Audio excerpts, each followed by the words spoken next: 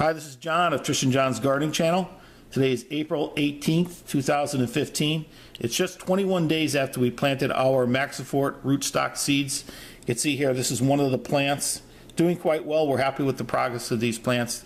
These are about 2.5 inches tall at this point. Now we're going to be using these Maxifort rootstock plants for grafting of some of our heirloom tomato plants. This is the third video in a series. We're going to be taking you through planting the seeds, propagating the seeds, how we take care of the seeds, eventually how we graft the plants, and then ultimately videos on how the plants are doing throughout the season to show the progress and what benefits, if any, there are of grafting these tomato plants. We're going to have other plants that are not grafted of the same vintage and type, and we'll be able to tell side-by-side comparison. So we're excited about that. Now today what we want to talk about really are two things. Number one, we want to talk about up-potting our tomato plants. They're ready to be up-potted from the 3-inch net pots to the 5-inch net pots that you see here. Okay, that's number one. And then number two, as part of that, we want to talk a little bit about the air pruning process. We've talked about that in some of our pepper videos. We wanted to talk about it today as an example, give you some idea of why we use the air pruning method and why we think it's beneficial. So let me reset the camera here. First thing we'll talk about is the air pruning method, and then we'll get into how we up-pot these plants into the 5-inch net pots. Okay, so the first thing we want to talk about today is the air pruning method, why we use it and why we think it's beneficial and why we use the net pots as part of that process. We just drew this diagram to kind of get our point across, if you will. What you see here is this is the main stem, the first true leaves that come out, which are the cotyledons. The plant grows, and of course you end up with your first true leaves. That's what you see above ground. What you don't see below ground is what's happening with the root system. Now, we did a cutaway section, if you will, of our net pot. Now, what typically happens if you were using a more traditional pot, Dixie cup, solo cup, something like that, the roots would offshoot. They would hit the side of the pot.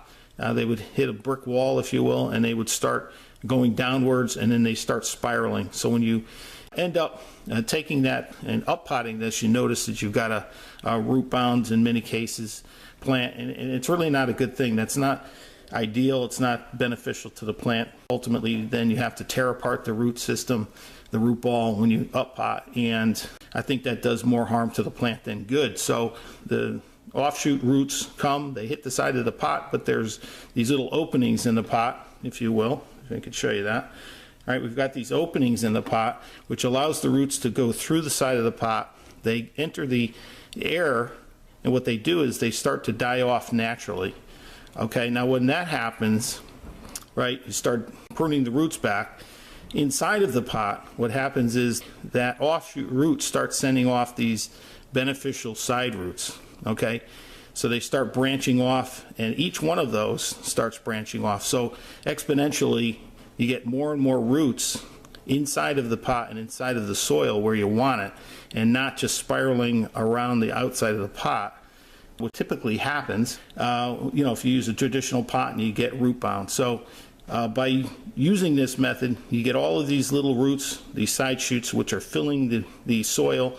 They're able to pick up the nutrients inside of the soil because they're spread out, if you will, inside of the pot, and not just spinning around the outside of the pot and not getting the benefit of the soil and the nutrients in the center of the pot. Okay, so that's our diagram. Let me cut for a second. I want to show you the actual rootstock plant and what the pot looks like before we go ahead and pot this thing up.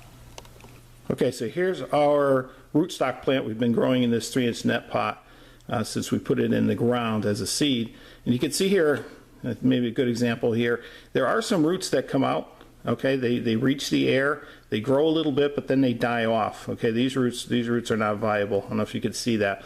But what happens is you may think that's a bad thing, but it's really not. But what you can see here, they die off, but then whatever part of that root is in the soil, it doesn't know what to do. Naturally, it would start spinning around the pot and become root bound, but because it hits the air, the tip of the root dies, it'll send off side shoots inside the dirt, and again, that helps fill the area of the dirt and becomes a true root ball rather than a root system that's just around the perimeter of the pot. So if I try and take this out of the pot. Bear with me here a second. Okay, just to show you. Okay, now you can see here, I think this is a good example here, where there's a lot of little roots, not a lot of root bound condition. There's a little, interesting, there's one here that ran along the rib here, so they do find a way, if they can, to try and get root bound, but this protects them, this keeps them from getting root bound as much as possible. You can see here, this is not root bound in any way, but there's all kinds of little fibrous roots throughout this root ball, which is exactly what we're going for. So this is a good sign. This is what we're looking for. Again, in the next step here, we're going to be up potting it into a 5-inch net pot. So let me put the camera down and get reset. Okay, so the next thing we want to do here is, before we go ahead and up pot our tomato plant, we want to go ahead and trim it back a little bit. With tomatoes, we want to bury these as deep as possible. When we planted this as a seed, we planted it way down here. If you remember the 3-inch net pot, we only filled around halfway, or maybe 2/3 full. So the seed was way down here. And as that plant grew, we continued to fill the net pot with soil. So already we've buried about, I'll say, 1 inch or so of the stem. And with tomatoes, you can bury these things and continue to bury the main stem really throughout the life of the plant. There is no limit, in my opinion, to burying these things. So again, when we up pot, we want to do exactly the same thing. So I'm going to go ahead and snip off the cotyledons. I'm going to snip off the main true leaf there on the bottom, and I'm actually going to take this guy off here as well. Okay, it looks drastic. You end up with just the top of the plant, but what we're going to do now is we're going to bury this guy all the way up to here. Okay, what that's going to do is it's going to make the main stem stronger.